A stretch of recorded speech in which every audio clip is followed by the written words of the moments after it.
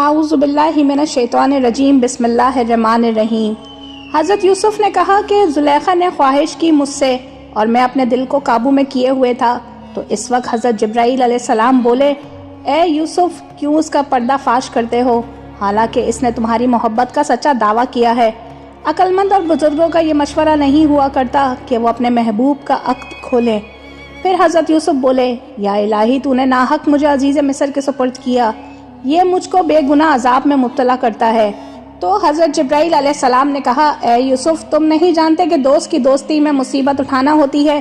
اور محققوں نے یوں بھی لکھا ہے کہ خدا تعالیٰ کو یہ منظور نہ تھا کہ یوسف زلیخا کا پردہ فاش کرے، کیونکہ خداوند قدوس کی صفتوں میں سے ایک صفت ستار العیوب بھی ہے اور دوسری صفت غفار الذنوب بھی، اس لیے عیب کی پردہ پوشی زیادہ بہتر ہے، کیونکہ اللہ تعالیٰ فرماتا ہے کہ مجھ کو پسند نہیں تم کو رنج و غم دینا، یعنی اگر کوئی شخص جفا کرے تو میں اس کے عوض میں بھی وفا کرتا ہوں۔ بعض نے یہ بھی لکھا ہے کہ حضرت یوسف نے عزیز مصر کے ساتھ بات چیت کرتے وقت اپنے جی میں کہا کہ میری بات عزیز مصر کو باور نہیں ہوئی اور مجھ کو وہ سچا نہیں جانتا، حالانکہ اس نے مجھ سے کبھی جھوٹ بات نہیں سنی اور نہ مجھ سے کبھی خیانت پائی۔ حضرت جبرائیل علیہ السلام نے فرمایا، اے یوسف یہ چیز تم نہیں جانتے کہ قول بے وفا کا کوئی بھی نہیں جانتا۔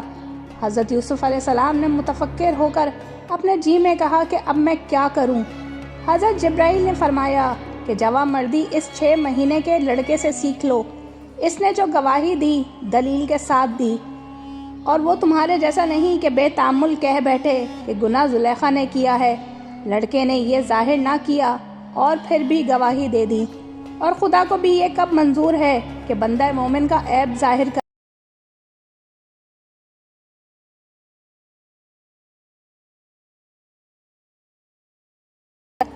کہتے ہیں کہ یہ بات حضرت یوسف کی زبان سے 5 عورتوں نے سنی جو کہ زلیخا کی خاص ہمراز تھی۔ وہ سب کی سب زلیخا کو ملامت کرنے لگیں۔ ان میں ایک ساقیہ ملکہ تھی، دوسری باورچند، تیسری خوان بردار تھی اور چوتھی بلانے والی اور 5ویں حجامنی تھی۔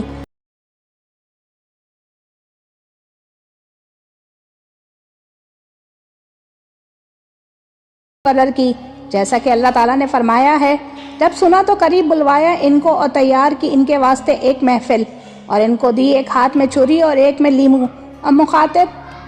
حضرت یوسف علیہ السلام سے ہوئی کہ اب نکلو ان کے سامنے سے، اور ہر ایک کے واسطے جدا جدا تخت رکھ دیا تھا۔ چنانچہ سب عورتیں اپنے اپنے تخت پر آ بیٹھیں، اور ہر ایک کے آگے ایک طباق زرعی میووں سے بھر کر اور کھانے نمکین اور میٹھے لا کر رکھے گئے، اور ہر عورت کے ہاتھ میں ایک ایک لیمو اور چھری کاٹنے کے لیے دی گئی۔ اس کے بعد حضرت یوسف کو زر بفت کے کپڑے سے اور کمر بند مقلل زرد یاقوت سے جا کر اس مجلس میں لا کر بٹھایا گیا۔ جب عورتوں نے ایک بار ان کی طرف نظر کی، سب کی سب بے ہوش ہو کر گر پڑیں اور بجائے لیمو تراشنے کے اپنی اپنی انگلیاں کاٹ لیں، اور حضرت یوسف کی شکل و صورت پر سب کی سب عاشق ہو گئیں، اور مجلس برخاست ہوئی تو سب اپنے اپنے ہوش میں آئیں، اور ہر عورت نے اپنے اپنے ہاتھوں کی انگلیاں کٹی ہوئی دیکھی اور اپنے کپڑے بھی خون سے آلودہ دیکھے، تو یہ کیفیت دیکھ کر بعض ان میں سے کہنے لگی، حضرت یوسف تو بشر نہیں کوئی فرشتہ معلوم ہوتے ہیں۔ یہ دیکھ کر زلیخا بولی کہ یہ وہی شخص ہے جس کے لیے تم مجھے لعن طعن اور ملامت کرتی ہو۔ وہ عورتیں کہنے لگی، تو نے یوسف کو ہمیشہ اپنے گھر میں رکھا اور تو اس کو فریب نہ دے سکی۔ زلیخا نے کہا، میں نے بہت کوشش کی اور ابھی تک کر رہی ہوں، لیکن وہ شخص میرے ہاتھ نہیں آتا، اور اس معاملے میں وہ میرا کہنا قطعاً نہیں سنتا،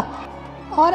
اب بھی اگر نہیں سنے گا تو قید میں پڑے گا اور بہت بے عزت ہوگا۔ عورتوں نے زلیخا کو صلاح دی کہ دوسری مرتبہ پھر یوسف کو بلاؤ اور ہم اس کو ملامت اور نصیحت کریں، ممکن ہے کہ تیرے کام میں آسانی ہو۔ حالانکہ ان عورتوں کی غرض یہ تھی کہ یوسف علیہ السلام کو دوبارہ سے دیکھیں۔ چنانچہ حضرت یوسف علیہ السلام کو زلیخا کے واسطے ان عورتوں نے دوبارہ بلایا۔ مصر کی عورتوں نے جمال یوسف دیکھا تو دوبارہ سے بے ہوش ہو گئیں، لیکن زلیخا باوجود عاشق ہونے کے اس کا نہ تو کوئی ہاتھ کٹا اور نہ ہی کچھ۔ تو یہ کیا ماجرا ہے؟ اس ماجرے کا جواب یہ ہے کہ جس شخص کا جس چیز پر دل لگا ہو اور ہمیشہ اسے دیکھتا ہو تو کچھ خوف و خطر نہیں رہتا، اور جس شخص نے وہ چیز نہ دیکھی ہو تو اس پر دہشت ہوتی ہے۔ چونکہ یوسف پر زلیخا عاشق تھی اور ان کے واسطے بہت محنت اٹھاتی تھی اور ان کے ساتھ مدتوں رہی تھی، اس لیے وہ اپنے حال پر برقرار تھی، اور ان عورتوں نے اس سے قبل یوسف کو نہ دیکھا تھا، اس لیے صورت ان کی پاک دیکھ کر بے ہوش ہو کر لیمو تراشنے لگیں اور اپنے ہاتھ کاٹ ڈالے۔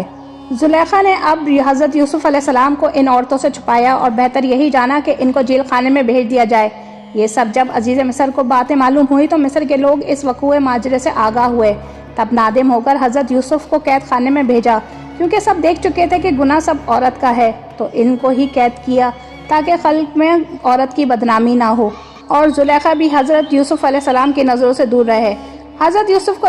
تاج مکل سر پر رکھ کر اور لباس فاقرہ کمر بند زری کا کمر میں باندھ کر بہت اچھا سجا کر قید خانے میں بھیجا۔ قید خانے کے نگہبان لوگوں نے حضرت یوسف کو دیکھا تو بڑا تعجب کیا اور پھر زلیخا کے پاس آدمی بھیجا کہ قیدی کو اس قدر شان و شوکت قید خانے میں نہ بھیجا جائے۔ حکم ہوا کہ سب پوشاک اس کی بدن سے اتروا دیں، اور یہ حکم دیا گیا کہ یوسف کو قیدی نہیں حصاری ہیں،